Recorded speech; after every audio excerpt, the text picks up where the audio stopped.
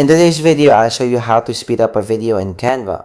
First, open your Canva project and select the video clip you want to edit by clicking on it in the timeline or on the Canva. Next, go to the playback option in the top toolbar. Here, you will find the video speed slider. Drag the slider to the right to increase the playback speed. Canva lets you speed up your video by up to 2x, so you can choose the pace that works best for your project. If you need more precise control, you can also type an exact speed value in the box next to the slider instead of using the slider.